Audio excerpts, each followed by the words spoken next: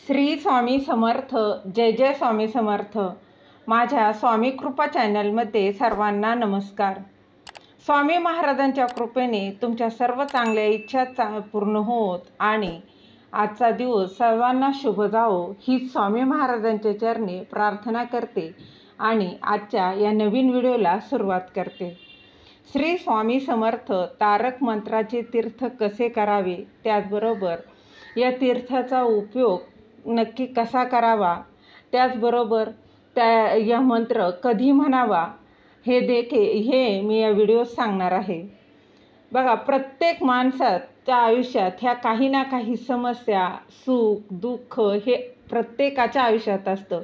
तुमच्या माझ्या प्रत्येकाच्या आयुष्यात थोडं का होईना सुखासोबत दुःख देखील असतं. काहीतरी समस्या ह्या प्रत्येकाच्या आयुष्यात असतात आणि यापासून ह्या समस्यांपासून काही सुटका जर हवी असेल ना, त्याचबरोबर यावर काही उपाय करायचा असेल तर तारक मंत्र आणि ह्या तारक मंत्राचे तीर्थ हा अतिशय असा हा उपाय आहे. तर ह्याच तारक मंत्राचे तीर्थ कसे बनवायचे आहे, त्याबरोबर हे तीर्थाचा उपयोग कसा करायचा आहे हे मी या व्हिडिओ सांगणार आहे.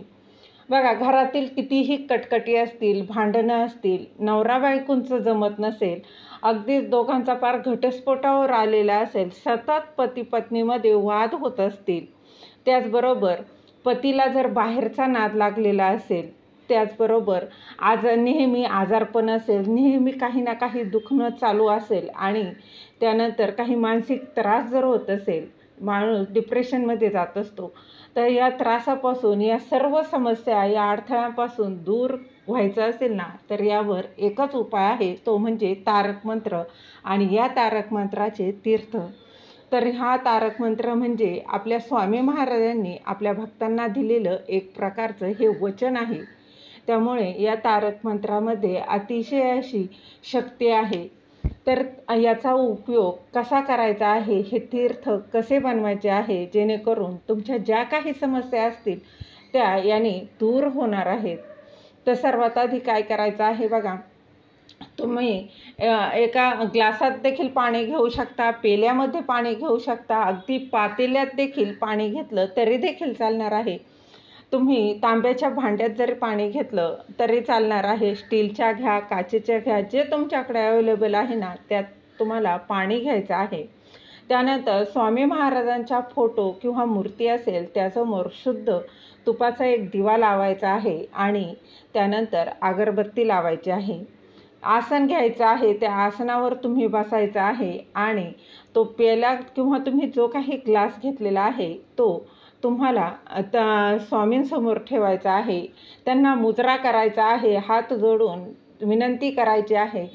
त्यानंतर तुम्हाला तुमची जी काही समस्या आहे, बघा, घरात जर भांडणं होत असतील, पती पत्नींची सतत वादविवाद होत असतील, पतीला जर बाहेरचा नाद असेल, त्याचबरोबर जर मुलं तुमचं काही ऐकत नसतील, तुमच्या मनासारखं जर होत नसेल, सतत ते हट्टीपणा, रागीटपणा त्यांच्यात जर असेल, त्याचबरोबर सतत जर घरात आजारपण असेल, बाहेरची काही बाधा असेल, तर जे काही तुमची समस्या आहे ना ती तुम्ही स्वामी महाराजांना सांगायची आहे.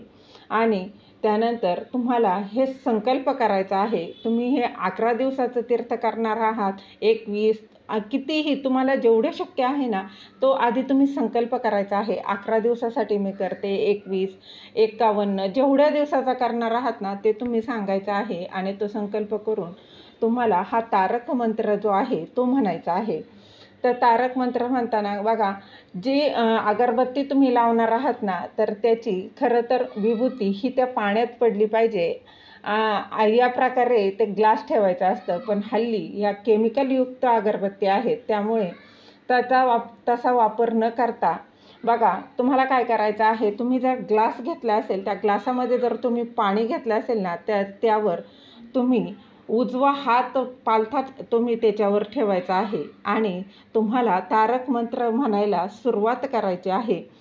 त्याचबरोबर तुम्ही तारक मंत्र म्हणायचा आहे आणि तारक मंत्र म्हणताना तो उजवा हात तुम्ही त्यावर कंटिन्यू ठेवायचा आहे. तुम्हाला हा तारक मंत्र 11 वेळा म्हणायचा आहे. अगदी श्रद्धेने, विश्वासाने तुम्हाला हा तारक मंत्र जो आहे तो तुम्हाला म्हणायचा आहे.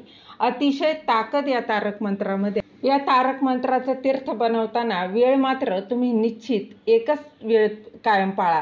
तुम्ही सकाळी तरी करू शकता किंवा सायंकाळी दिवे लागणीच्या वेळी जरी केले ना तरी देखील चालणार आहे.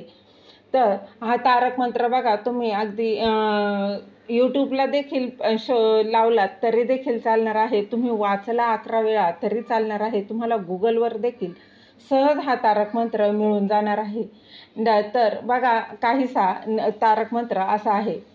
निशंक होई रे मना, निर्भय होई रे मना, प्रचंड स्वामी बळपाठीशी, नित्य आहे रे मना, अतर्क्यावधूत हे स्मगामी, अशक्य हि शक्य करतील स्वामी, जिथे स्वामी चरण तिथे न्यून काय, स्वय भक्त प्रारब्ध घडवी ही माय, आज्ञे विना काळ ही नाने त्याला, परलोकी ही ना भीती तयाला, अशक्य हि शक्य करतील स्वामी, उगाची पितोसी भय हे पळू दे, बसे अंतरी ही स्वामी शक्ती कळू दे, जगी जन्म मृत्यू असे खेळ ज्यांचा, नको घाबरू तू असे बाळ त्यांचा, अशक्य हि शक्य करतील स्वामी, खरा होई जागा श्रद्धे सहित, कसा होसी त्यावीन तू स्वामी भक्त, आठव कितीदा दिली त्यांनीच साथ, नको डगमगू स्वामी देतील हात, अशक्य हि शक्य करतील स्वामी, विभूती नमन नाम ध्यानाति तीर्थ, स्वामीच या पंचामृतात, हे तीर्थ घेई आठवी रे प्रचिती, ना सोडती तया स्वामी ज्या घेती हाती, अशक्य हि शक्य करतील स्वामी, अशक्य हि शक्य करतील स्वामी. बघा, हा आहे तारक मंत्र. आणि या तारक मंत्र म्हणून झाल्यावर 11 वेळा तुम्हाला हा तारक मंत्र म्हणायचा आहे. आणि हा म्हणून झाल्यानंतर पुन्हा तुम्ही महाराजांना मुजरा करायचा आहे. आणि हे जे काही तीर्थ आहे ते तुम्ही घरातील जो आजारी व्यक्ती असेल तर त्याला तुम्ही द्यायचं आहे, किंवा मानसिक त्रास होत असेल, नवरा बायको त्याचबरोबर घरातील मुलं यांना तुम्ही हे.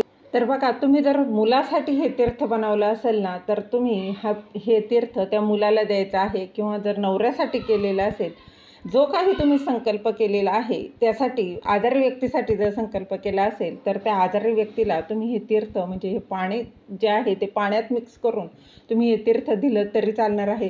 किंवा काहीच नाही, तुम्ही घरातील सर्व व्यक्तींसाठी जर केलेलं असेल ना तर अगदी तुम्ही जे काही पाण्याचं भांडं भरून ठेवताय, माठ भरून ठेवताय, त्या माठामध्ये मिक्स करून तुम्ही दिवसभर ते पाणी प्यालात ना तरी देखील अतिशय त्याचा अनुभव असा येत असतो.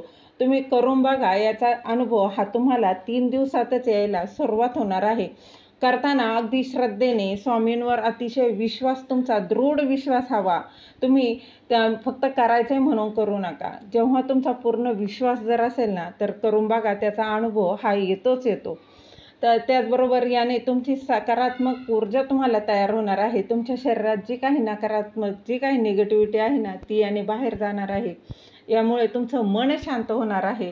त्याचबरोबर काही संकट असतील, काही समस्या ज्या काही असतील त्या देखील या तारक मंत्राने दूर होणार आहे. तारक मंत्र हे स्वामींनी आपल्या भक्तांना दिलेलं एक प्रकारचं एक वचन आहे. आणि स्वामींच्या या तारक मंत्राचा अनुभव नक्की घेऊन बघा.